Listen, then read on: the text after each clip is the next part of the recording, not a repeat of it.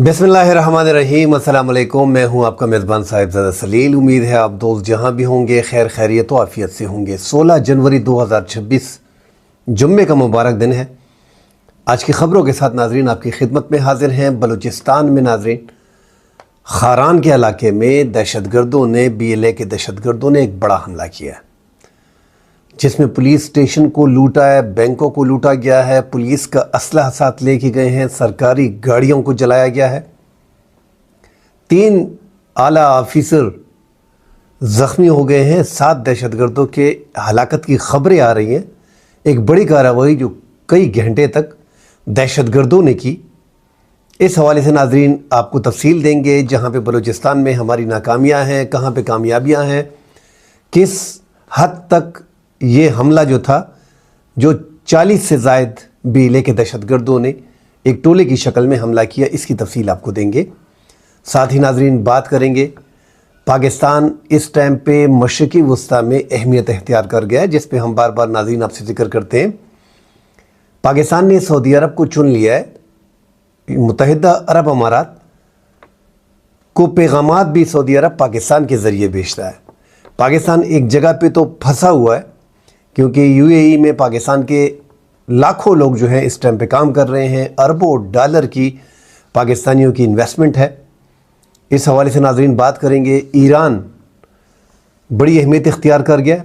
America एक हमला करना चाह रहा था ईरान पे, जिसमें सऊदी अरब और मुत्तहिदा अरब अमारात और कतर ओमान पाकिस्तान को भी शामिल कर लें। इन्होंने अपनी कोशिश की और ट्रंप को राज़ी किया, और ट्रंप ने यह हमला जो है वो रोक दिया। इस हवाले से नाजरीन आपसे बात करेंगे। ताहम ईरान के सदर की ख्वाहिश है कि मुस्लिम ममालिक का इत्तेहाद हो, जो मुस्लिम नेटो पाकिस्तान, तुर्की और सऊदी अरब बनाना चाह रहे हैं कि उसमें उसे शामिल किया जाए। ताहम ये ममालिक जो हैं सऊदी अरब, पाकिस्तान और तुर्की ईरान को शामिल करने से इनकारी है। इस हवाले से नाज़रीन आपको तफसील देंगे। तफसील में बात करने से पहले देखने वालों से गुजारिश है कि हमारे चैनल को लाइक और सब्सक्राइब ज़रूर कीजिएगा। आप दोस्तों के ताउन से ये चैनल जो है दोस्त पसंद कर रहे हैं और देख रहे हैं। नाज़रीन बलूचिस्तान से आगाज़ करते हैं। पाकिस्तान की एक बड़ी ख़बर है इस टाइम पे। बलूचिस्तान में BLA के दहशतगर्द, हम सब जानते हैं कि वो दहशतगर्दाना कार्रवाई करते हैं, BLA और BLF। और यही कहा जा रहा है कि ईरान की तरफ से ऑक्सीजन बंद हो गई है। और पहले हम इल्ज़ामात ज़्यादा लगाते थे, जो शक भी इसमें कोई नहीं है कि अफ़गानिस्तान से और ईरान से मुदाखलत होती है। अब तो ईरान से मुदाखलत कम हो गई है, इनकी ऑक्सीजन बंद हो गई है। तो आया इनके इतने बड़े हमले कैसे मुसलसल जारी हैं? बलूचिस्तान के ये खारान का ज़िला जो है, पहले ये कल्लात डिवीज़न के पास था, अब रख्शां डिवीज़न में है। सीपेक के अहम रूट्स भी यहाँ से गुज़रते हैं। अलहदा माजी में खारान जो है एक अलहदा खुद मुख्तार रियासत भी रही है, एक अहम इलाका है। यहाँ पे एक तो ये क्वेटा से नाज़रीन तकरीबन 283 से 285 किलोमीटर दूर है। 40 से ज़ायद दहशतगर्द आते हैं BLA के, बलोच लिबरेशन आर्मी के, और वो मोटरसाइकिलों पे आके हमला करते हैं। कहाँ पे? शहर के बीचों बीच बाज़ार में। 2 बैंकों को लूटते हैं। मीज़ान बैंक को लूट के उससे 34 लाख तकरीबन मालियत की रकम जो है, जो बताई जा रही है कि लाखों है मुबैना तौर पे, उसको लूट के लेके जाते हैं। बैंक के अमले को निकाल के अलगमार बनाते हैं। वहाँ पे जो सिटी पुलिस स्टेशन है वहाँ पे घुस जाते हैं। सरकारी गाड़ियों को बाहर से ही आग लगा लेते हैं। अंदर जो वायरलेस सिस्टम है उसको आग लगा लेते हैं, और जो असलहा है वो साथ लेके जाते हैं। बड़ी कार्रवाई थी।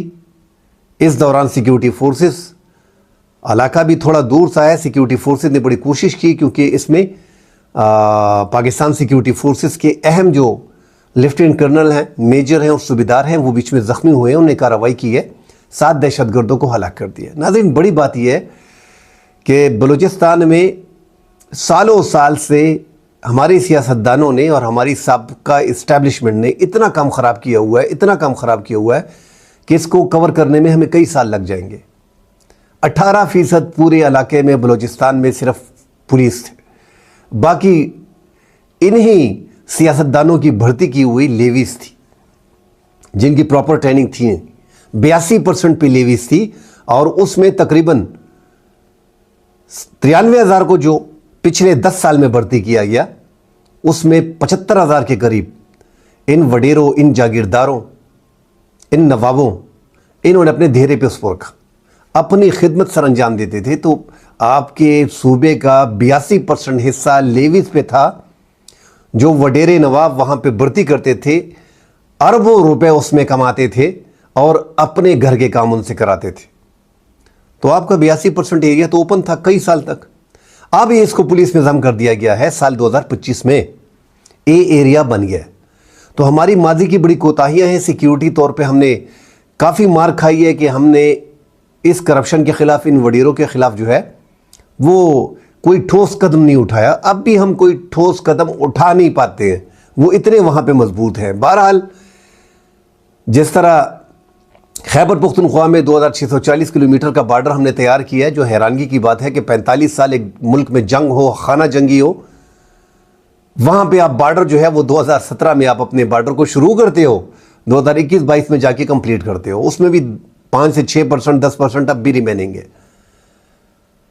तो 45 साल वहाँ पे जंग होती है, आपके मुल्क में आपका बॉर्डर होता नहीं है, बस लोग आते हैं जाते हैं, आज़ाद मंडी है, कोई पूछने वाला नहीं था। 2017 तक जितने भी पॉलिटिशियंस थे, जितने भी जर्नलिस्ट थे, उन सब से पूछना चाहिए कि 45 साल एक मुल्क में जंग हो रही है और आपने 5 साल, 6 साल, 10 साल आपने हुकूमत की, आपने इस बॉर्डर पे तवज्जो क्यों नहीं दी? आपको इतना पता नहीं था कि एक घर की चारदीवारी नहीं होती, वो घर महफूज नहीं रहता? तो पाकिस्तान में दहशतगर्दी में हमारे सियासतदान, हमारे जितने पॉलिटिशियंस हैं, हमारे साबिक जर्नल्स हैं, हमारी जितनी हुकूमतें हैं, ये सारे मुलव्वस हैं। इसी तरह बलूचिस्तान में 82% मैंने आपको कह दिया कि लेविस के हवाले था। तो एक सूबा 42% वहाँ पे कानून नहीं है, तो उनका राज ही होगा ना, जो वो करते रहेंगे वो करेंगे, फिर आप उसको भरने में सालों लगा लोगे। तो यही हालात बलूचिस्तान में है नाज़रीन। बहरहाल एक बड़ी कार्रवाई की थी जो अफसोसनाक है। चंद मुट्ठी भर दहशतगर्द आते हैं। अगर आप पूरे बलूचिस्तान को देखें, 2 करोड़ 16 लाख की आबादी है, 39.9% वहाँ पे बलोच है, 34% तकरीबन वहाँ पे पठान है। ये 39.9% 80 से 90 लाख बनते हैं 2 करोड़ 15 लाख में। पठान वहाँ पे बनते हैं, पुश्तून 70 लाख बनते हैं। तो ये आज़ादी की बात नहीं हो रही। और वहाँ पे बरोही जो है वो बड़ी तादाद में, लाखों की तादाद में वहाँ पे मौजूद है। 15% तकरीबन 15 से 17% वो है। दीगर अक़वाम भी वहाँ पे 2-4% की तादाद में मौजूद है। तो ये आज़ादी वगैरह की बात नहीं हो रही। जितने भी बलोच हम बता रहे हैं कि 70 से 80 लाख बलोच हैं, इनमें 80% बलोच तो सिंध और पंजाब में और इस्लामाबाद में और बैरूनी ममालिक रहते हैं, वो निकल गए। चंद मुट्ठी भर लोग हैं जो ये फसाद क्रिएट करना चाह रहे हैं। बहरहाल सिक्योरिटी फोर्सेस भी, दुनिया भी हैरान है कि बॉर्डर के अंदर, बॉर्डर के अंदर, बलूचिस्तान के अंदर, हमारे बॉर्डर के अंदर ही और खैबर पुख्तनख्वा बॉर्डर के अंदर दहशतगर्द हैं और इतनी बड़ी फौज है, दुनिया में एक बड़ा नाम है, जंगें जीत चुका है और वो इनको कंट्रोल नहीं कर पा रहा। तो ये हालात नाजरीन, इससे एक इमेज भी पाकिस्तान का बाहर भी गलत मैसेज भी जाता है और इंटरनल हम बड़ी तबाही जो है वो फेस कर रहे हैं। नाजरीन, पाकिस्तान ने इंडिया के ख़िलाफ़ जो कामयाबियाँ हासिल की थी, उसके बाद जो मई 2025 में हमने एक जंग जीती, मुख्तसर जंग, बड़े मुल्क से 6 गुना बड़े मुल्क से जंग जीतना, दुनिया की चौथी बड़ी आर्मी होना, फ़िज़ाइया होना, उससे जंग जीतना, उसके जदीद तरीन 4.5 जनरेशन के तैयारे तबाह करना, वो भी चंद घंटों के अंदर। दुनिया ने बस उसको क्लिक किया कि चंद घंटों में पाकिस्तानी फ़िज़ाइया ने, पाकिस्तान के तैयारों ने, पाकिस्तान के मिज़ाइल्स ने, चाहे वो जिस भी मुल्क के बनाए हों, इंडिया के पास भी जो मिज़ाइल थे वो कोई अपने उन्होंने नहीं बनाए, वो भी जॉइंट वेंचर रशिया के साथ है, और जो फाइटर जेट हैं वो फ्रांस के थे, और इसी तरह उनके पास जो ज़्यादातर फाइटर जेट हैं वो रूस के। तो पाकिस्तान की उस कामयाबी को देख के पाकिस्तान का दुनिया में तो एक वक़ार बना है, मगर यहाँ पे मशरिक़ वस्ता में हमने काफ़ी अहमियत इख्तियार कर ली है। और हम देख रहे हैं कि यमन की इस जंग में जो सऊदी अरब को हमने चुना हुआ है, जो हमारा उस पर हमला तस्वर होना, पाकिस्तान पे हमला तस्वर होगा, जो हमने एक दिफाई मुआहदा किया है, उसमें तुर्की का एग्रीमेंट जो है वो होने जा रहा है। वो तकरीबन कंप्लीट है। अभी तो तुर्की की वज़ीर दिफा ने भी कन्फर्म कर दिया है और पाकिस्तान के वज़ीर तिजारत और पैदावार ने भी कन्फर्म कर दिया। तो अनकरीब वो एक बहुत बड़ा एक मुस्लिम नेटो की तर्ज पे बनने जा रहा है, वो तो होगा। मगर पाकिस्तान ने जो सऊदी अरब को हाथ दिया हुआ है, तो सऊदी अरब चाहता है कि JF-17 ब्लॉक 3 जो लेने जा रहा है कि वो यमन में और सूडान में इस्तेमाल हो, क्योंकि इनको उड़ाने वाले कौन होंगे? पाकिस्तान होंगे। तो अब यहां पे थोड़े मसाइल पाकिस्तान को आ रहे हैं। ठीक है, पाकिस्तान उड़ाएगा, मगर जब सऊदी अरब पे हमला होगा तब पाकिस्तान दखल अंदाजी करेगा। और यहाँ पे ये मामला फंसे हुए हैं थोड़े से। साथ ही यूएई के और जो राइवल्स हैं एक दूसरे के, जो सामने आ गए हैं, और सऊदी अरब। तो यूएई ने तो एक अच्छा इकदाम उठाया कि जैसे यमन में उन्होंने कह दिया कि अपनी एसटीसी फोर्स को निकालो, फौरी निकल जाओ, 24 घंटे का टाइम है, वो निकल गए।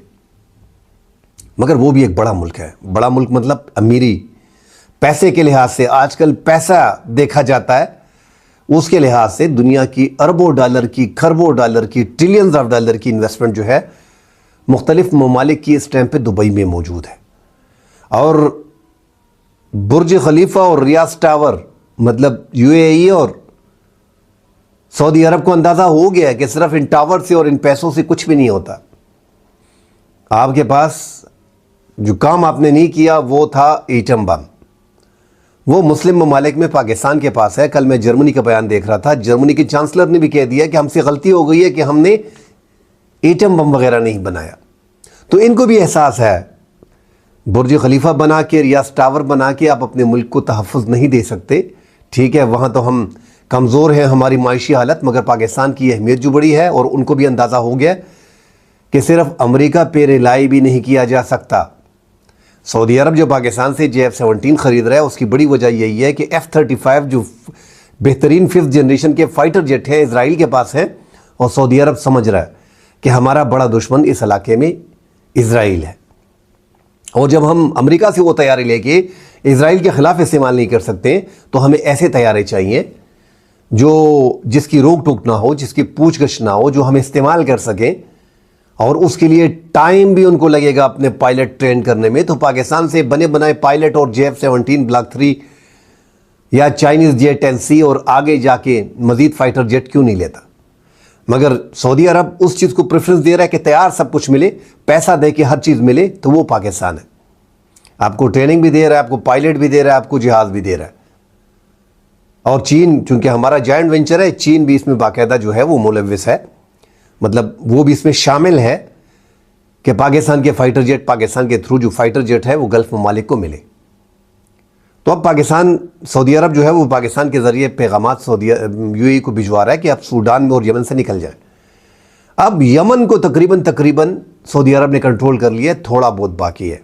जो वहाँ पे खूसी हैं सना में, अदन को तो तकरीबन उन्होंने कैप्चर कर लिया है, STC को मुकम्मल निकाल दिया है।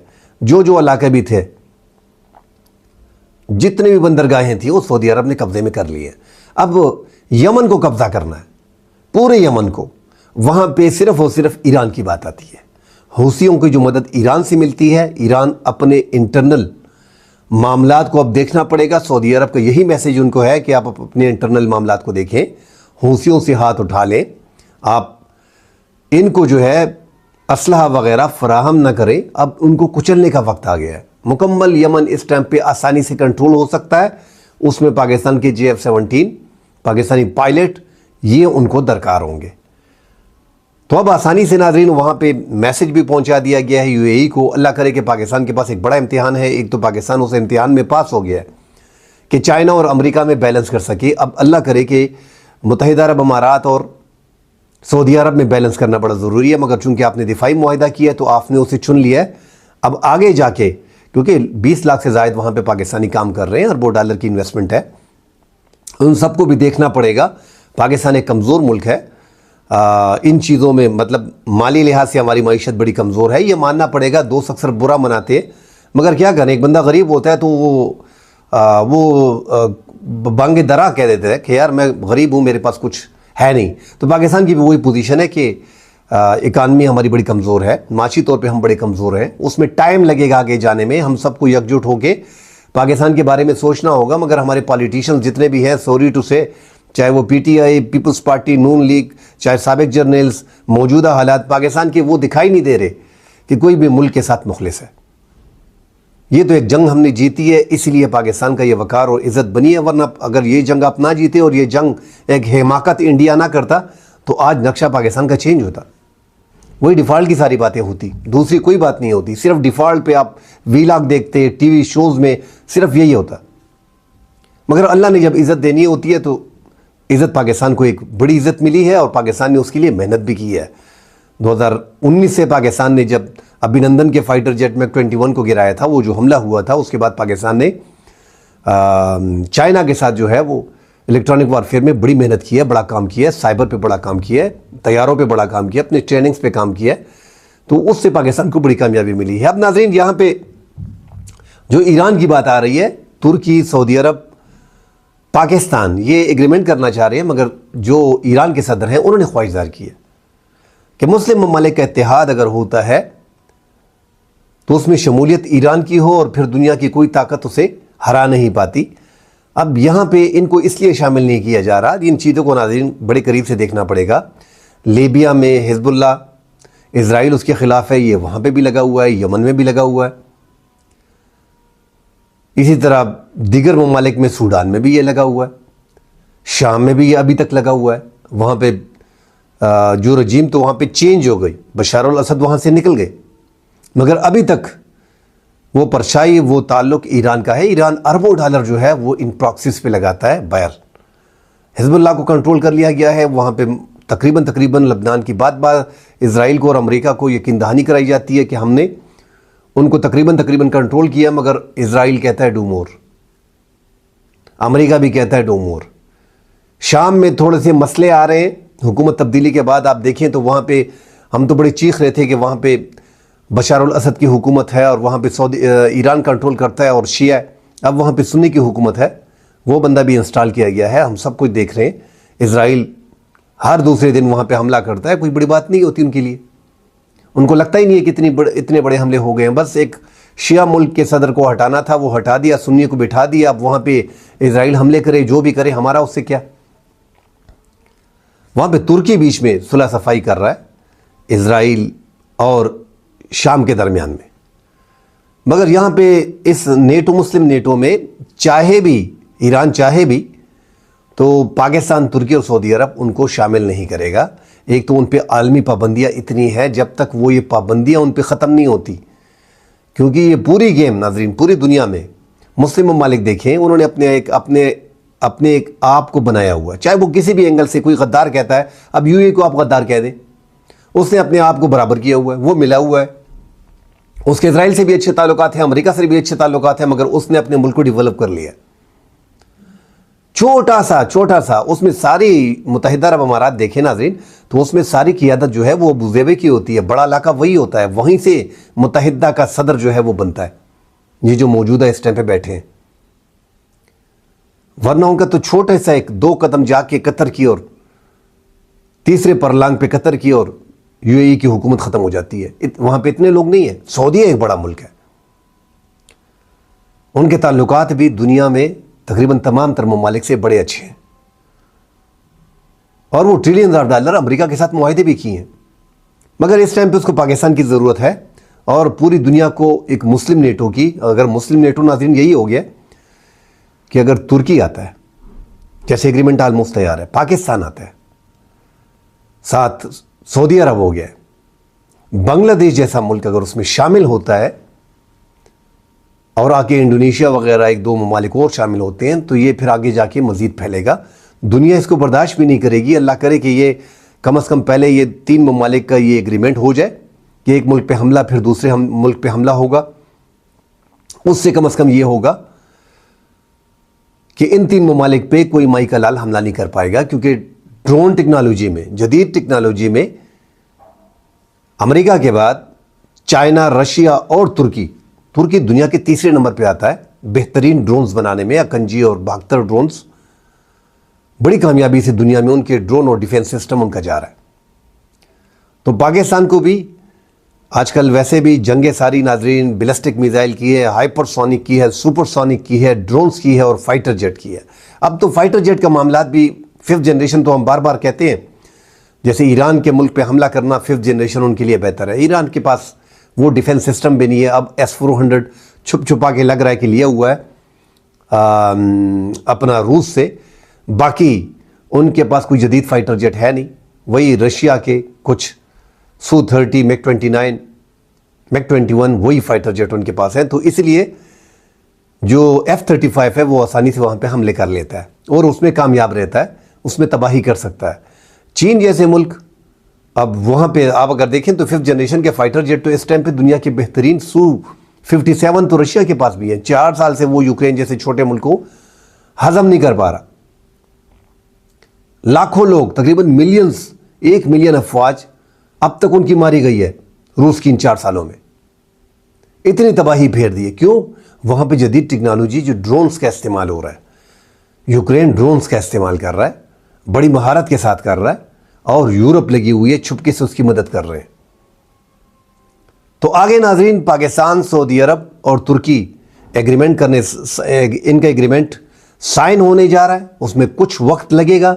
ये साइन होता है तो ये भारत के लिए और तुर्की जो है इजराइल के ख़िलाफ़, जो इजराइल तुर्की के ख़िलाफ़ जो करता है, यूनान जो उसके ख़िलाफ़ करता है, तो उसमें वहाँ पे तुर्की के ख़िलाफ़ कोई हमला नहीं कर सकेगा। और यहाँ सऊदी अरब के ख़िलाफ़, सऊदी अरब ने तो 5 उंगली तो उनकी घी में आ गई है। अगर उन पे हमला होता है, अगर हम पे हमला होता है, तो यकीनन आपको कह देता हूँ कि सऊदी अरब ने एग्रीमेंट भी किया, मगर वो अपनी फ़ौज को, अपने फाइटर जेट को अब पाकिस्तान के पास नहीं भेज सकता। मगर अगर उन पे हमला होता है तो पाकिस्तान हाजिर होगा। तो सऊदी अरब पे तो कोई हिम्मत नहीं करेगा। वो उसको अंदाज़ा है कि सिर्फ एक ही दुश्मन मशरिक़ वस्ता में है, और वो इजराइल है। कभी कभी वो उनसे भी बना के चलता है, मगर इस टाइम पे मोहम्मद बिन सलमान जो MBS हैं, वो बड़े खुल के सामने आ गए हैं। और जो गज़ा में अफवाज भेजना और गज़ा से जो है वो मुंतकिल करना दूसरी जगह पे, उसकी उन्होंने सख्त मुखालफत की है। दोबारा वो मुस्लिम ममालिक में वो जान आ गई है कि यार मोहम्मद बिन सलमान जो है वो एक दुरुस्त रास्ते पे हैं। मज़ीद ख़बरें आती है नाज़रीन, उस पर डिटेल से बात करेंगे। फ़िलहाल के लिए इजाज़त दीजिए। अल्लाह हाफ़िज़।